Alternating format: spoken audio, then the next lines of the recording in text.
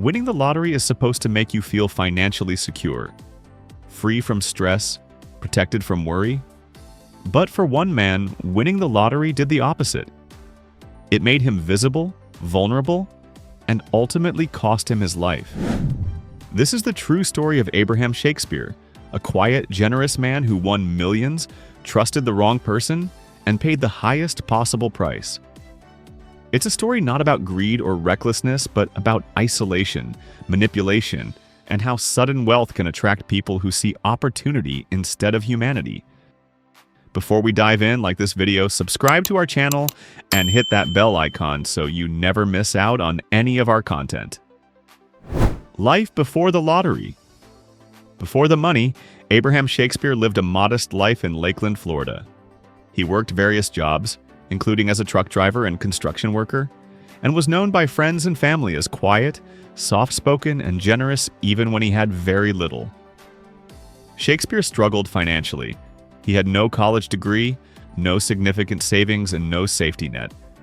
What he did have was a reputation for kindness. People who knew him often said he would give away his last few dollars if someone needed help. In 2006, he bought a Florida lottery ticket, not expecting anything extraordinary. But that ticket changed everything. The win that changed his life. In November 2006, Abraham Shakespeare won $30 million in the Florida lottery. After taxes, he took a lump sum payout of approximately $17 million. The win was public. His name was released. Media attention followed immediately. Overnight, Shakespeare went from anonymity to being one of the most talked about people in his community. Friends, relatives, acquaintances, and even strangers began showing up. Many asked for help. Some demanded it. Others framed their requests as business opportunities or investments. Shakespeare was overwhelmed. In interviews, he later admitted that the attention made him uncomfortable. He didn't enjoy the spotlight and often said he wished he had never won the money. Generosity without protection. Abraham Shakespeare was generous to a fault. He gave money to family members, helped friends pay bills, bought cars, and handed out cash to people who asked.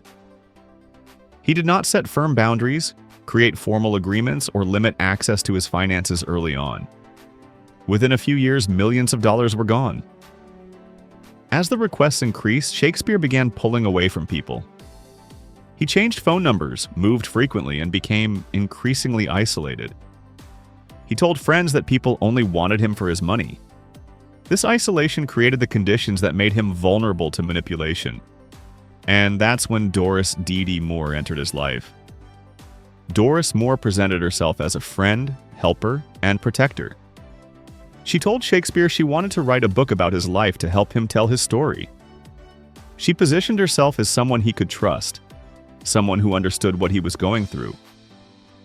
Moore slowly inserted herself into his financial life.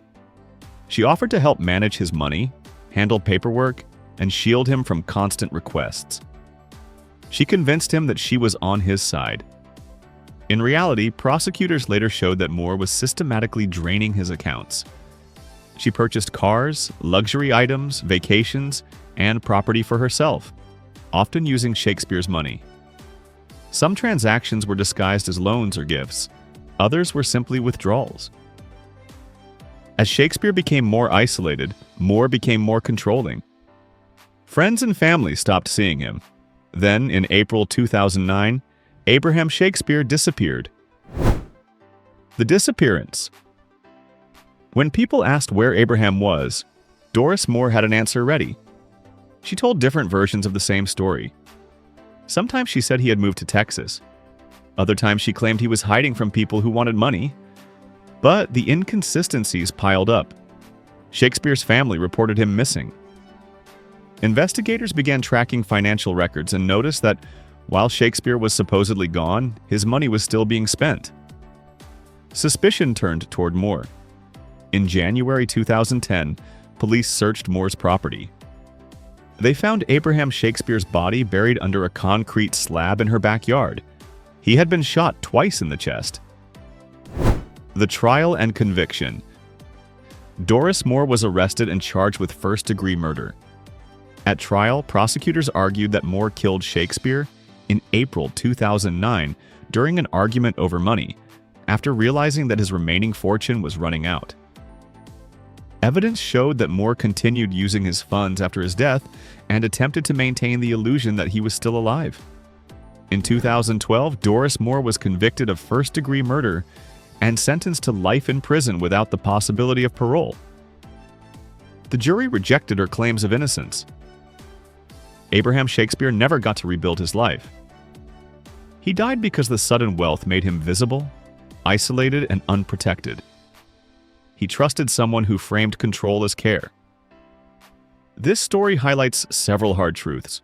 Generosity without structure creates vulnerability. Isolation makes manipulation easier. And sudden money attracts people who see access as opportunity. Shakespeare didn't lack intelligence. He lacked protection. He wanted relief, not attention. Instead, his win exposed him to dangers he never imagined.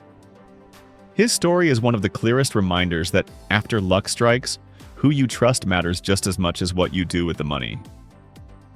If this story made you think differently about sudden wealth, like the video so more people can learn from real events like this, and if you want more true stories about what happens when luck strikes, hit that subscribe button. See you in the next video.